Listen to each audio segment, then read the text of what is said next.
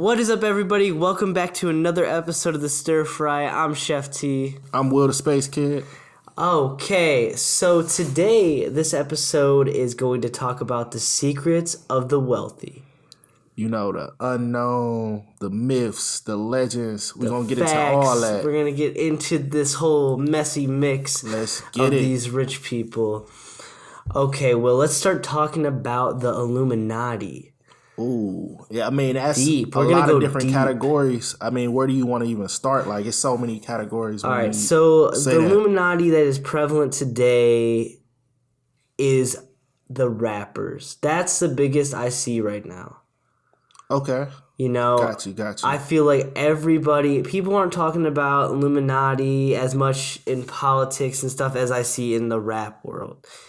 And why is that, dude? Like, why do you think that is? Honestly, I got my own couple beliefs, but I'm going to start off with saying I think rappers are an easy target. Oh, yeah. And I'm going to say that because, so right now the first problem is on this. Hip-hop music is the number one music in the world. Right. Not opinion-based. I'm talking about the facts, the numbers, what you see. That's what people are working out to. That's what people are listening to in their cars, everywhere. So they're the most paid attention to artists as well. And when you take a look at those artists, what you see is they look different. So before, rock was the number one music. You know what I'm saying? So right. They were doing some devilish shit. So when rock was the number one music, those might have been the targets. And those were the people that look different. And you happen to notice they look different because you pay attention to them. So when we see somebody, where do I even start? Like Lil Uzi Vert, easy target. Right. Hair is weird. You see him in a choker.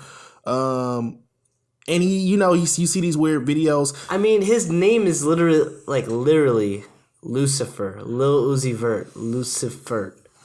Easy. Like, I mean, he's targeting himself, I feel like, at that point. I say he's definitely targeting himself. The whole, I don't know, Lucifer thing, I kind of don't see it, but... You don't see it? Lil Uzi Vert. If you say it fast, Lucifer. Lucifer. But what I do know is, even before he had any weird devil moments or anything weird in his music videos, just based off of his appearance, his hair, he was already a target. Because the thing is, when you do something different or weird, most likely people usually affiliated with the devil. Like, I don't understand it all. That's the devil. That's the Illuminati over there. Because they don't understand it. Right. I think that for people so Lil Wayne is a big one too, I see. Oh. So Lil Wayne is a huge one. I mean, he does... I don't know it's so much that he looks different. I mean, he kind of has a skater look going on, but I don't think he's devilish looking. Not literally look as far as physical appearance. It's like the way the way that they dress, the different pieces to their clothing, their music. See, I feel like the big thing is people cannot believe that someone can create a certain type of song. So therefore, they're like, oh, the only way to explain this is they sold their soul. It just came naturally. You know, if you check out... You say certain type of song, as in what? So I don't know if you've ever listened to a song where you cannot believe that they created this masterpiece. Oh, wow. I never really... I don't know. I hear music, I'm like, I can't physically... I don't know so I've heard music, and I basically was thinking to myself, great job. Yeah. That's usually how I go about it. I don't know, just great job. If anything, it's been music where maybe I thought to myself, man, this is so weird and depressing. How did they make this? They must be going through something. As far as my beginning stages of... Maybe on the flip side, I'm talking about this. I'm more talking you have people that you cannot believe... Maybe the song isn't good. So let's take that back. So maybe it's not the song is so amazing. The flip side. I see the flip side. So what about in this case scenario where you have people like Lil Pump, right? Got you. And Blueface. Their music lyrically and put together is not that good. I'm with you. I'm following you. because their quality of music that they're putting out, the lyrics, the meaning behind the lyrics. Okay, no, it's not relatable. People like it though. Why do people feel the need to like it? Like why? So What's drawing them closer? That's why I think people believe. Oh, he must have sold his soul, so he got instant like stardom, and people just are naturally attracted to it. okay, so one thing about that is I do feel like they're relatable. Um, in a sense of I don't know. It's some people that's like Blueface. It's some See like why though? See like why are we? See, it'd be easily explainable. Someone could be like, okay, well he sold his soul to the devil. Dude's ass. He's always been ass. yeah. But I'm with you. somehow, some way, right place, right time, he sold his soul, and people now listen to his music. Right. Why? So you're saying like, why would somebody basically feel that way or want to make those assumptions? Right. I'm saying I could see why people would say, Okay. oh, he's famous. Yeah, I It get really it. doesn't make sense why he's famous. Therefore, he probably sold his soul to the devil and is an Illuminati. Right? I feel like that's like people's arguments. You know, a lot of times. I get it. Young people making this much money.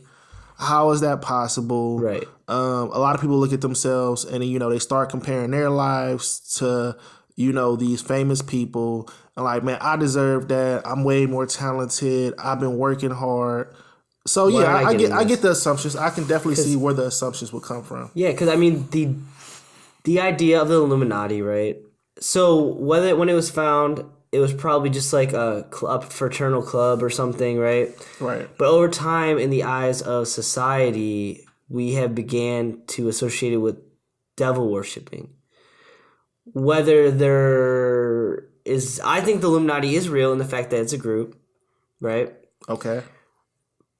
But somehow it has become this, okay, all these famous rich people are in this group and they all worship the devil and sold their souls to the devil, right? Right. So, That's the idea around the Illuminati. right. So that's the first problem. Right. Is what you just said. It's a lot of people always say these famous rich people. What I feel and see and think is that it's these famous wealthy people. Matter of fact, scratch off the famous. It's the wealthy people, not rich people. Rich is I different. don't I think guess. rich people are in it. But what do you define as rich? Come. LeBron James is rich. The owner of Nike is wealthy. Wealthy. Okay, so millions compared to billions? Yeah, like people that own these billion-dollar companies that you don't even know about, these people are wealthy. And basically, like if I was to, I'm still kind of, iffy about the whole Illuminati thing. But to say that it is real, I think it's these really, really wealthy people. I don't think the small fries make it to the table. So you think the Illuminati is more or less... Any idea these really, really wealthy people, these behind-the-scenes people, are these, political people? Yeah, I or think these so. I think owners it's that have a lot of power. So I think it's some of the people we So you see. think it's more of like a wealthy equals money and power, right? Is that what we're going to define wealthy as? Yeah, so it's the money, it's the power, and just Because there's also power like out of the states too. Because LeBron James is he has money, he's rich. Yeah. So, but does he have? I don't think he has the same power as these people that they have more money obviously, but they have like political connections to where they're behind the scenes. They're like, making decisions in politics, getting laws passed. Those people have power. Yeah, it's a huge difference. Okay, I see exactly where you're coming from. Like, I don't think people be like, oh, this rapper, he's 16, he got $20 million, he's an Illuminati. I think that's just success. I wouldn't even say hard work, but it's a mixture of things. Maybe success, hard work, and luck. I mean, things happen like you can go to an open mic and you just be lucky enough the record label was there, and then now you're rich and you have a hot record and it goes diamond. And that might be the only record that you ever have, but just off of collecting royalties off a diamond record because you negotiated a good deal, or maybe your mom or parents, whoever negotiated a good deal for you, you're rich. But I don't think Lil Pump isn't deciding what He's not deciding what parks can enter the cities and who can't move on certain streets, and I don't know. He's not. You know what I'm saying? I see what you're saying. Yeah. So do you think the Illuminati is real?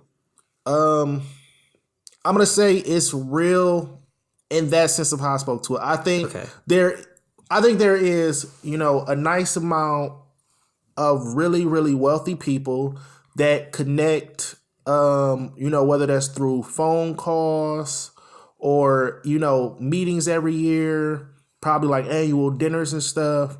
And I think they, they make rules and regulations and they change things. And I think some of these people, even meet, with our government, and they make these heavy they make leaders. sure like these things happen. Yeah.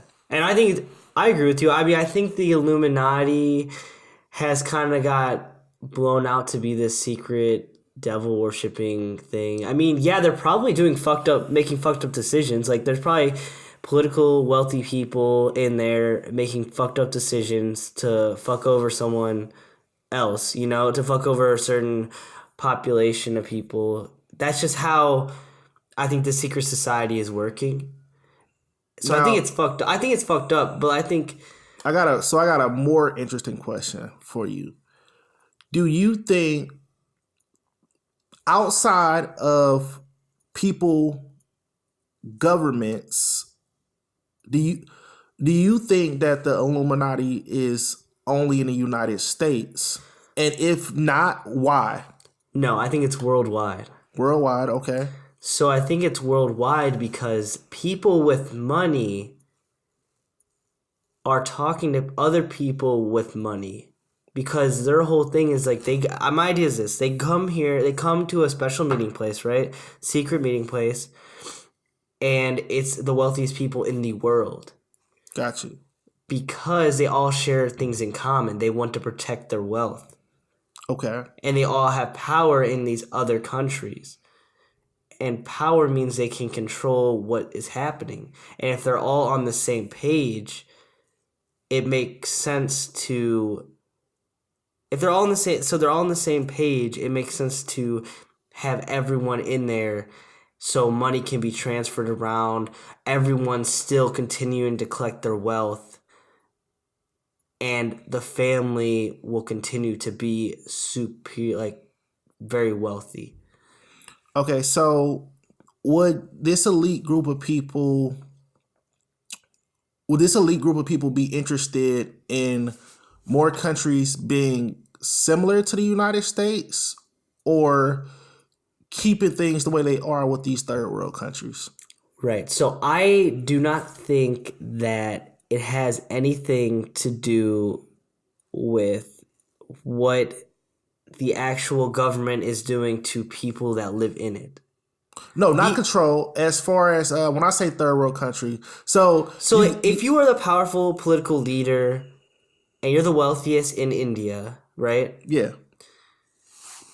The whole point of the meeting isn't to say, hey, you should be like the United States and run your government like the United States, right? It's fuck that. The dude does not give a fuck. He cares about his wealth. What do you guys need from me so I can collect more wealth and you can collect more wealth? Got you. Okay. That is what I believe the whole point of it to be. Because let's be honest, these wealthy people do not give a fuck about anybody else. They care about their wealth and their family's wealth. Okay. That's all these people care about. Okay, so I asked that because what I'm thinking is, I think people definitely want to keep things the way they are. So right. I think they keep the third world countries the way they are. There's a reason, right? Because this. So I'm thinking, when you if you put it on paper, and obviously, yeah, America's not the number one country. It's debatable now. So let's say you got these top 15 countries, and basically these are places where you create hope. The rest of the places are it's real gritty. Like you said, a lot of let's just let the kids work, and from that, I feel like you can build a lot more money because you're just allowing all these people to you allowing all these kids to work. You're not really too concerned about their education. And all of these things are getting built in different places. Kind of like how you said, like India or these, different places because the laws are different. Right. And I'm pretty sure a lot of those wealthy people, they want to keep the laws like that. Yeah, they do. And in order to make more money. I don't know if it's going to be any drastic change because it seems like who's running the show, Yeah, I think these groups of people are running the show, and I think everyone knows what's going on. I think these people know exactly what is going on and are just hoping people never realize. Or people that are in it, because people that are in it don't want to make a change. Like, why would you want to make a change if you have all the wealth and all the power in the world and you're sitting in this high horse and your families have been passed down this generation of wealth? You aren't going to say, hey, let me give some of this up because I think it's right. These people don't have the moral compass because they never experienced it. They don't understand where the normal average Joe person is at, so they don't give a fuck. And it's sickening in these countries to see people not even have water or something. And there's one dude sitting with billions of dollars. There's a small group and handful of people sitting with billions of dollars in these countries, right? Where the other percentage is on the total opposite spectrum, living on like $1 a day or less. Had the wealth be distributed, everybody would be able to live a comfortable life. Okay, that's when things get interesting. So, or at least some of that portion, okay, so I have a problem with how I say this. I have a problem with how North Korea's ran. You got the leader, basically he gets whatever he wants. Literally everybody else suffers who's not, surrounding him. Right. But then you have, in the United States, you have somebody like Bill Gates, Jeff Bezos, and, they're able to reach that $100 billion level, $110 billion level. And then people also have a problem with that. And they're like, hey, you know what? I think, Jeff Bezos should donate $100 billion to society. I think Bill Gates should donate $100 billion. So let's take a look at Bill Gates, right? Bill Gates does that. He donates a lot. It's actually a fact that he's donated most ever. Exactly. But has that donation affected his life? No, he has enough money to be he has a surplus of money still. Yeah. Like the Bill and Melinda Gates Foundation does amazing stuff. Like that's how, in an ideal world, he was given the ability to make all this wealth, but he realized that he doesn't need all of this wealth. He can donate and be able to distribute that to good causes for good reasons. I guess the problem is people feel like it's not enough. So he actually, I was reading an article, directly word for word, Bill Gates said, I don't have a problem with donating $10 billion every year. I don't have a problem with donating $20 billion. But when a large amount of people think that I should donate $100 billion and be left with $7, that's a huge problem for me. Yeah. See, you run into this moral problem, right? So it's the idea of this. I go out there, I bust my ass. So we're in the same position as him right now. So let's say, okay, when he was young. He's living in a shitty apartment, blah, blah. But he's sitting there, waking up every morning, working on his programs, working on his computer stuff, and he's working his ass off. He worked his ass off all the way to making $1 billion. Yeah. In one corner, I would say that's true. I mean, you made all this money yourself. You worked hard for it. You earned it. Okay. But on the other side, it's the idea as people like, okay, well, you have all this money. You can't possibly spend it all. You should distribute it for various reasons. And I think he's doing the right thing, though. That's what my thing is. Okay, what do people want out of him is my question. What do the articles say people wanted out of him to do with that money? People try to make it... Is it like people try to money? turn it into the spoiled milk concept. It is not the spoiled milk concept. So I remember, I don't know if it was the Great Depression or what era it was. I'm like pretty sure it was the Great Depression. Okay. People did not have enough money to buy milk. The milk companies did not give away free milk. They threw the milk away. And they said eventually people will start buying milk again. But these months that we lose, we're just going to lose. We're not going to just give people milk. And I feel like people try to take that concept and adapt it to people's money, and you can't do that. That's not what's going on. No. It's not like, hey, I think you should just give us the money. Because okay, yeah, that's the idea of fast food too. it's a business. And food. Think about it. They make the food. If you don't pay for it, they're not going to give you the food. Even they're just going to throw it away. Right. It doesn't make it. It's the idea of handouts. It's the idea of people want handouts. And then I see all these people like, why are all these poor people defending the rich? Do you guys even understand how much $1 billion is? Listen, what I do understand is how a business works. Because I feel like to say that they should do that is almost saying you kind of don't believe in a business. Yeah. Because what's the point of being an entrepreneur? An entrepreneur wants to make money and hire people.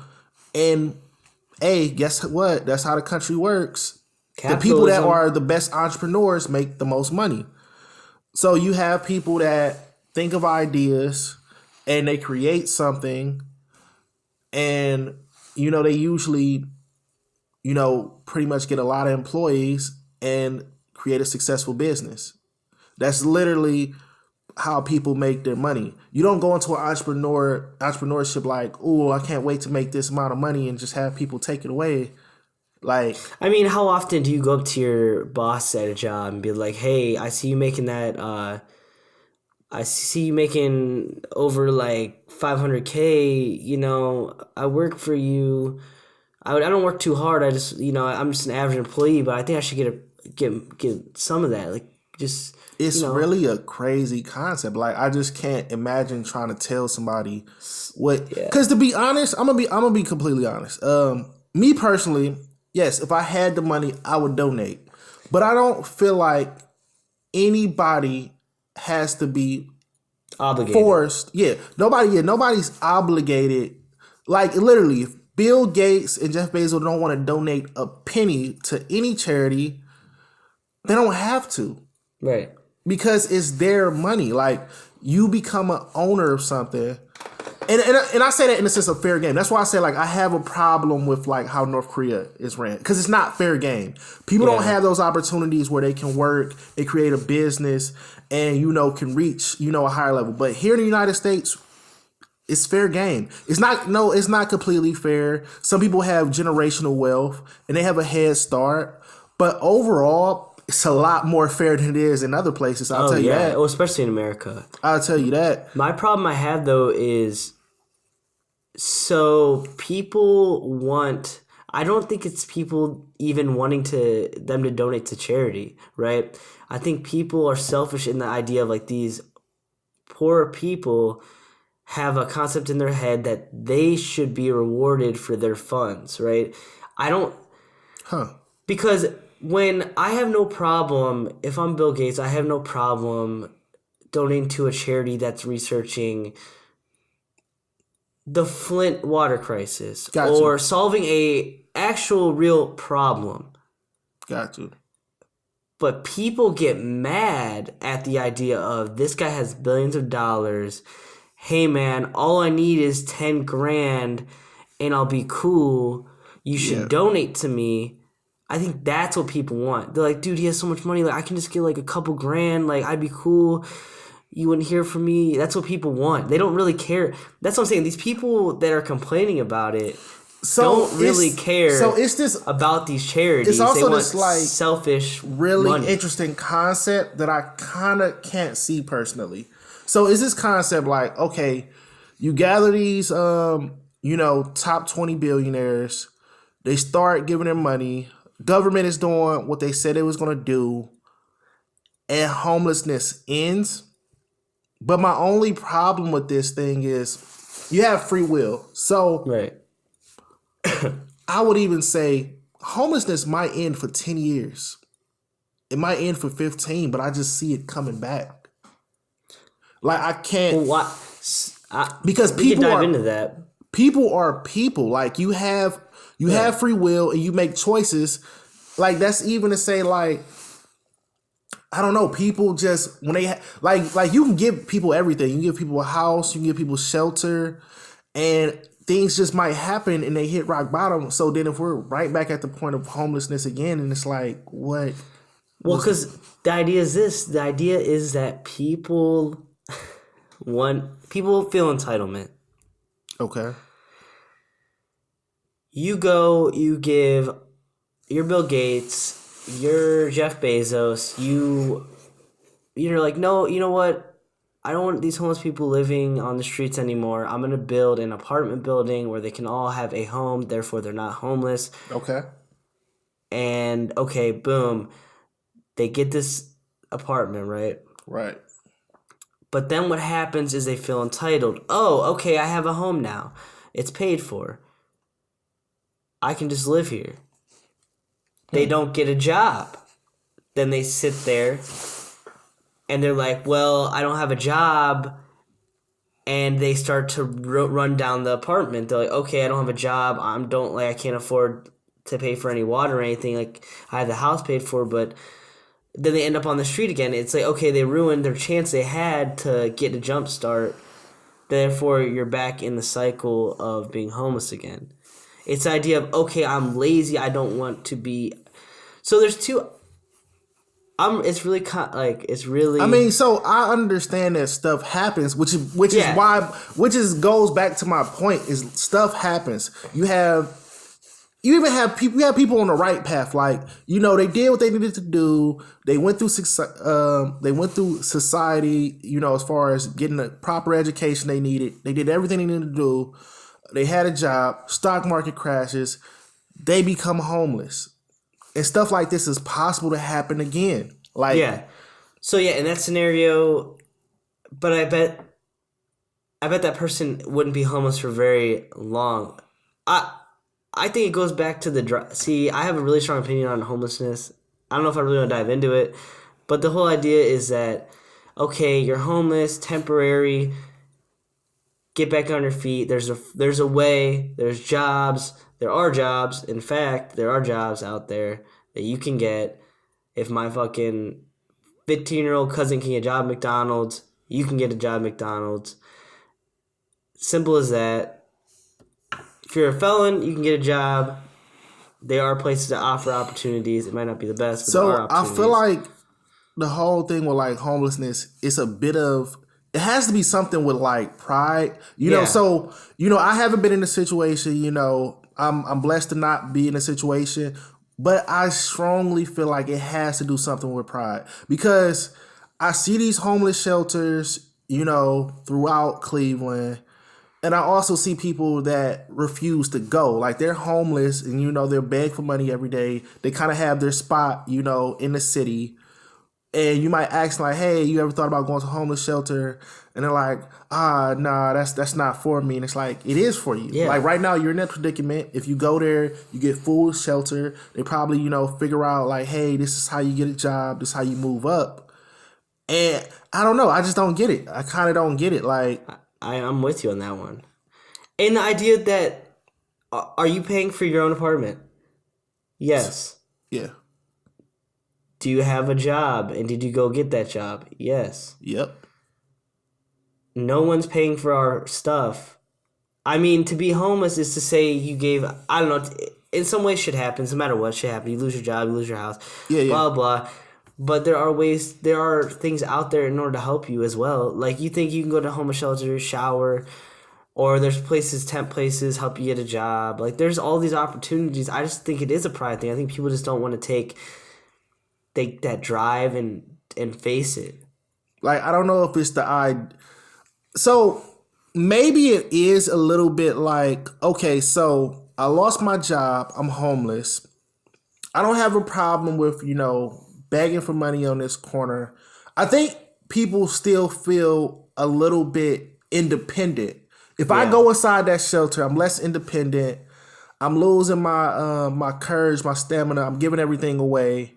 And I'm basically, being a crybaby about it. But if I stay out here, in the cold, and I work hard, and I'm asking all these people for money, I'm achieving something. And I think that's a huge problem with society. Well, just think about the simple fact of how much effort it takes to beg, dude.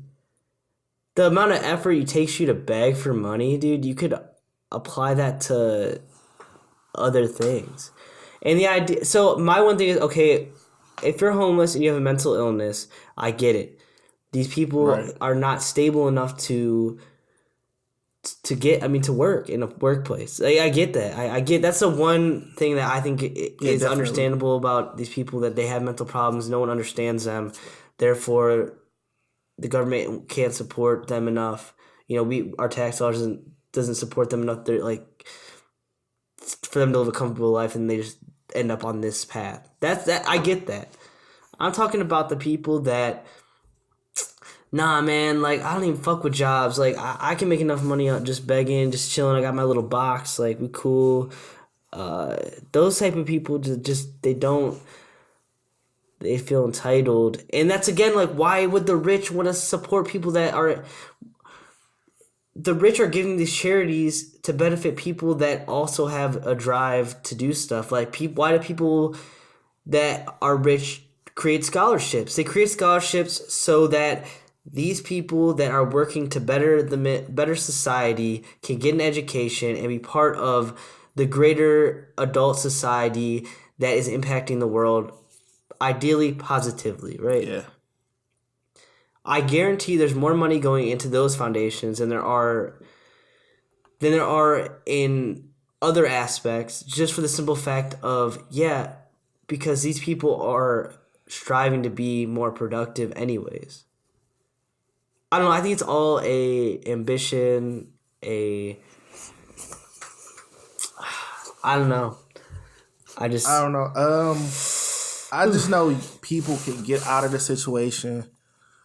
There's resources. There are resources. Yeah, I don't know. I just feel like it's always a way you can get out of the situation. It's so many things available out there for people that, need that proper help.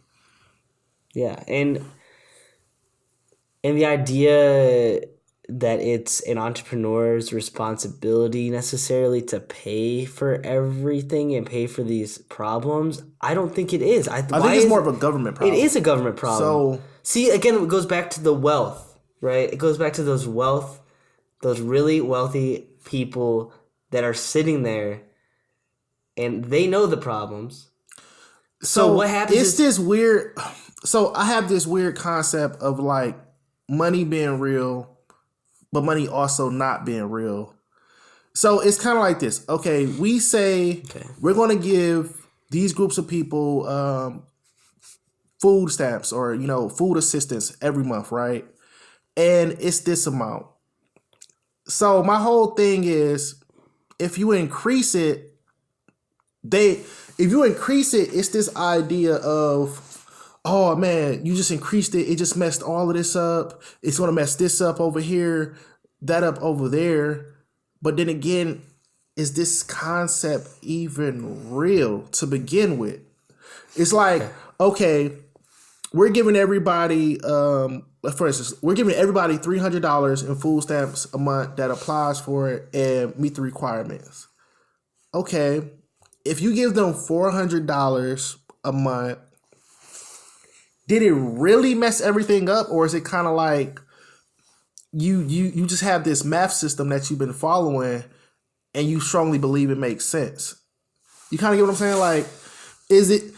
I don't know. Money has this weird concept because it's like it's really not that real, but we make it so real. Yeah, in the idea of food stamps, I think it's the fear of, okay. Like, obviously, yeah, you shouldn't be like, oh, we're gonna give everybody $2,000 a month.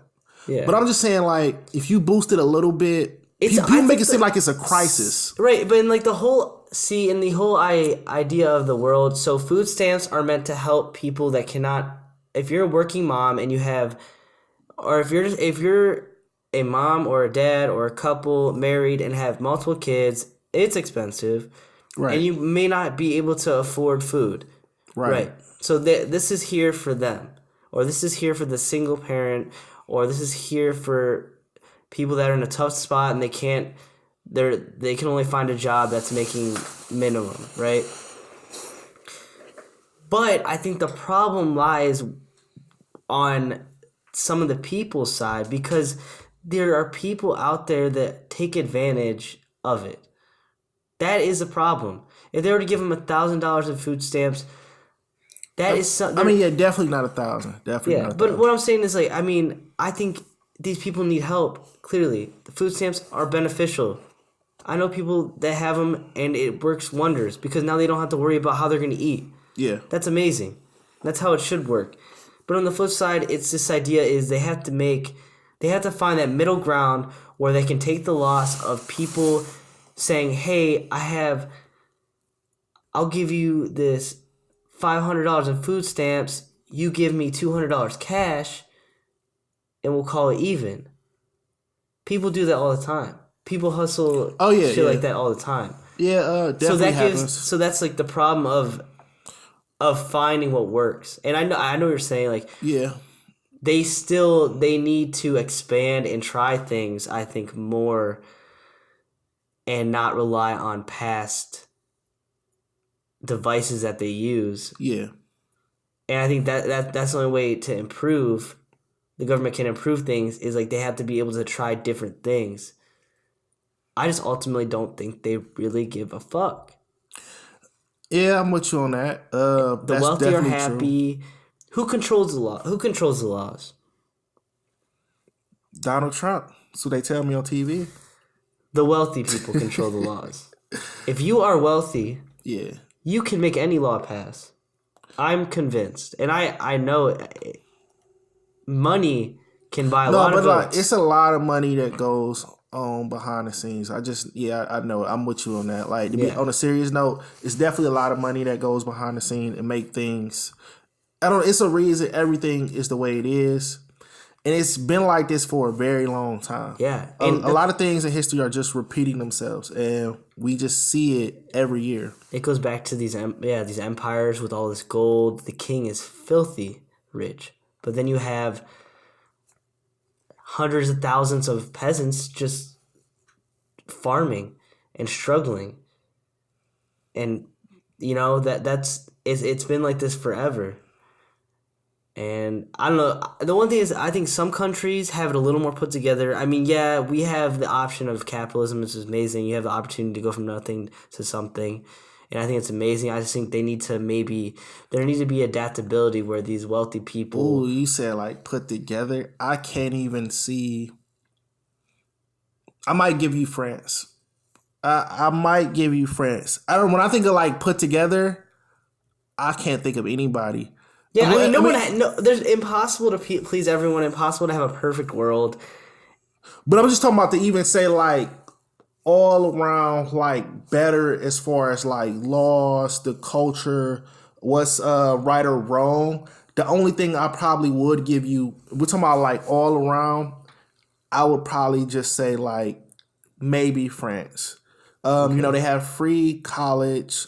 I mean, Canada's kind of in that debate too. Yeah, Canada. You know, why not? But yeah, let's say like Canada and France. Some characteristics. They're kind of like what I mean. On the same, path as us. Same laws, same culture. When you look in France, college for the most part is free, or they have like small fees. So I could see that. But yeah, that's the other thing. As much as people, criticize the US, talk bad, dirty, filthy, rich Yeah. people, I can't. It's not that many places that's better. No. I mean, that's what I'm saying. So we that's live the here. crazy concept about it. Clearly, we live here. We take a lot of stuff for granted that other places don't have. Yeah. I get that. I mean, it is an amazing place. You can create your own. You can literally go and make your own business and start earning money. Right? Yeah. I just think. It could be better. It's always room for improvement. Yeah, I just think there has to be a division or an understanding of how money is distributed, how a corporation's power and money can weigh more than their people.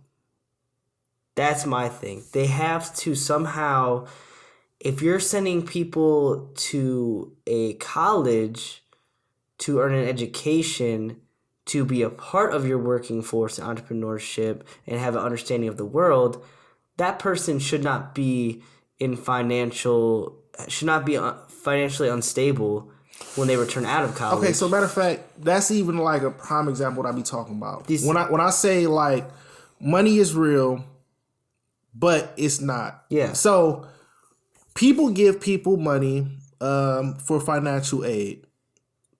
And then you have loans. And then you have these Pell Grants. And it's like you give people all of this money and most of these people aren't going to pay it back.